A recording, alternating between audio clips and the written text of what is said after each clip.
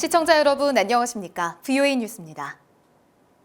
마이크 폼페오 국무장관이 다음 달 싱가포르에서 열리는 아세안 지역 안보 포럼에 참석해 북한 비핵화 방안을 논의합니다. 한국과 북한, 중국 외교수장들도 모두 참석할 예정이어서 어떤 논의가 이어질지 주목됩니다. 박승혁 기자가 보도합니다. 미 국무부는 오늘 성명을 통해 폼페오 장관이 8월 3일 싱가포르에서 열리는 아세안 지역 안보 포럼 ARF에 참석한다고 공식 발표했습니다. 또 폼페오 장관은 포럼에서 북한의 최종적이고 완전히 검증된 비핵화, 즉 FFVD와 남중국해 질서 유지 방안 등을 논의할 계획이라고 밝혔습니다. 포럼에는 강경화 한국 외교장관과 리용호 북한 외무상, 왕이 중국 외교부장을 비롯해 일본과 러시아 외교장관도 참석합니다. 과거 북핵 문제를 다뤘던 육자회담 당사국 장관들이 모두 참석하면서 북한 비핵화 문제를 둘러싼 각국의 방안들이 논의될 것으로 예상됩니다. 이런 가운데 도널드 트럼프 대통령은 북한과의 대화에 긍정적인 입장을 다시 밝혔습니다. 주세페 콘테 이탈리아 총리와 정상회담을 한 뒤 트럼프 대통령은 북한과의 대화를 통해 여러 긍정적인 일을 달성했다고 강조했습니다.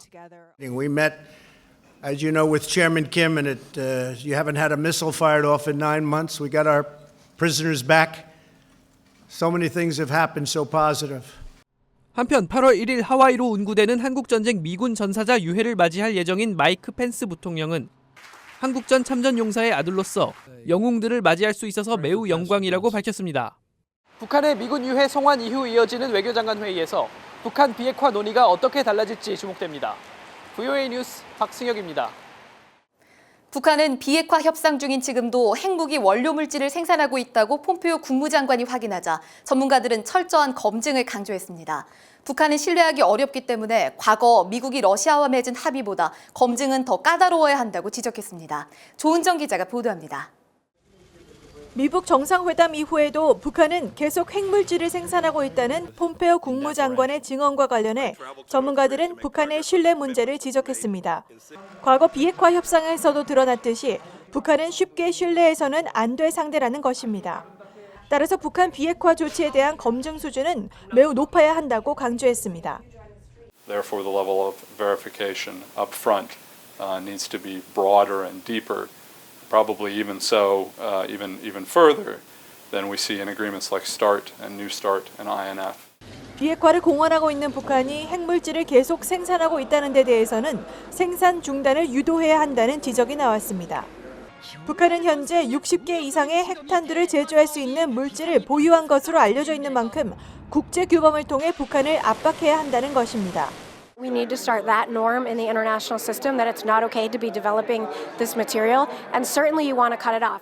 전문가들은 북한이 과거에 취한 비핵화 조치들은 모두 되돌릴 수 있는 성격이었다며 이번에는 완전하고 검증 가능하며 불가역적인 비핵화를 관철해야 한다고 말했습니다. VOA 뉴스 조은정입니다. 한국의 북한 인권단체들이 북한 식당 여종업원들의 한국 입국 경위에 대한 한국 국가인권위원회 직권조사는 법을 앞세운 또 다른 인권 침해라며 강력히 비판했습니다. 북한 인권단체 나우의 지성호 대표는 서울인권위원회 앞에서 기자회견을 열고 탈북 종업원들은 북한 내 가족들의 불이익을 우려해 제대로 답변할 수 없다면서 한국 정부가 자유를 찾아온 탈북 종업원들에게 잔인한 십자가를 지우고 있다고 비판했습니다. 앞서 한국인권위원회는 북한 식당 여종업원 12명의 한국 입국이 본인 의사였는지 조사하기로 결정했다고 밝혔습니다.